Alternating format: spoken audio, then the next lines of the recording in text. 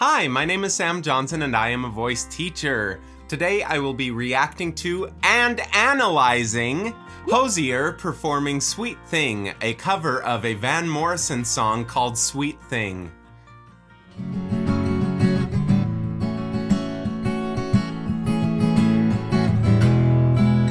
I will stroll the merry way and jump the hedges first.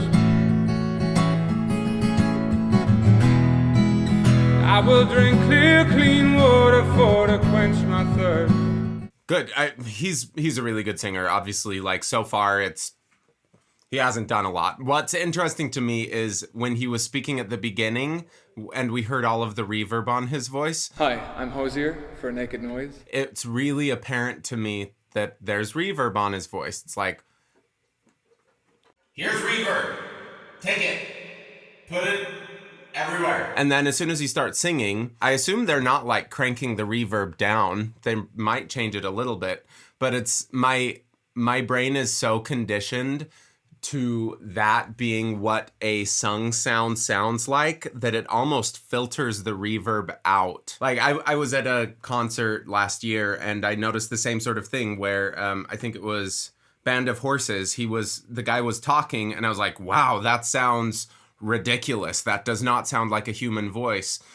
And then as soon as he started singing, it was like, oh yeah, that's a human voice. That's really, really what a human should sound like. We get so conditioned just because we hear people singing with stuff on their voice all the time, just constantly, that I think that it really gives us kind of dysmorphia about what voices sound like. In the same way that I think that a lot of filters on Instagram and stuff make people just not realize what a human looks like anymore. I think that a similar thing kind of happens to our voices, to listening to people sing. It's not a bad thing that there's reverb on it. Not at all. It's just, I think when we're studying singing, it's important to recognize what we're actually listening to, because if we try to make our voice sound exactly like his without recognizing that there is reverb of the room, maybe reverb on the track after. I don't know what they did to it, but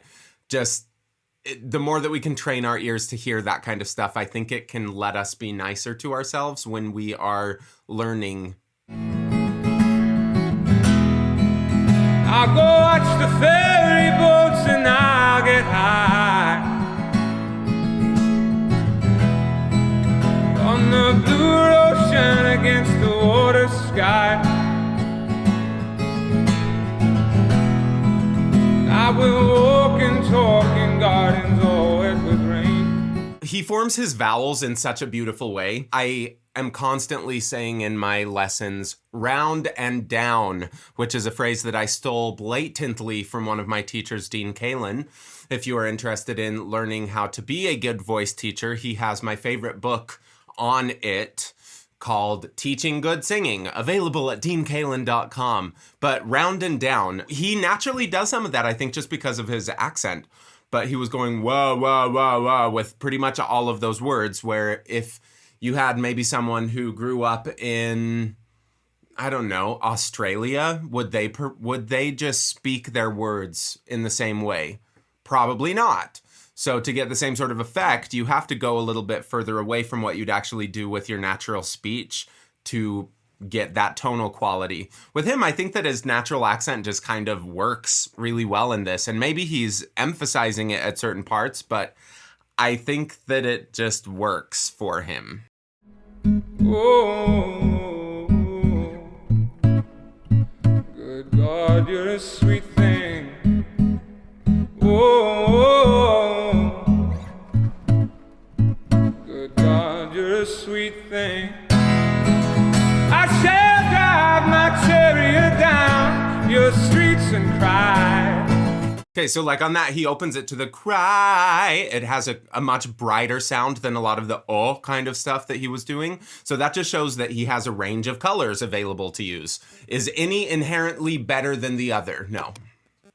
No, it's not. So with him, he did that a little on the ah. When he went up to the high note, which is an A flat 4, it's a pretty high note. And for most guys, for most lower voices, When we get up into that area, it's right on a bridge. So most people will feel it kind of shift in sensation when you get up into that area. A lot of people will call that a turnover. Just like the delicious pastry, we need to let our voices turn over. Anyway, he went a little bit wider on that kind of sound. He brightened it up, which I think that opening his mouth in that way, I like opening my mouth in that way when I get up into that part of my range, but it would be interesting if I was working with him, if I had that kind of good fortune, to just see what would happen if he approached those top notes in the same sort of round way that he did the notes I was pointing out earlier.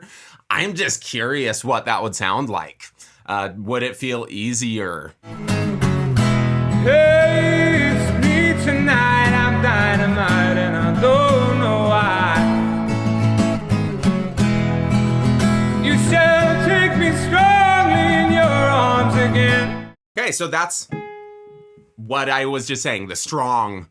He approached it in that more round and down way versus the way that he did the A flat in the phrase before.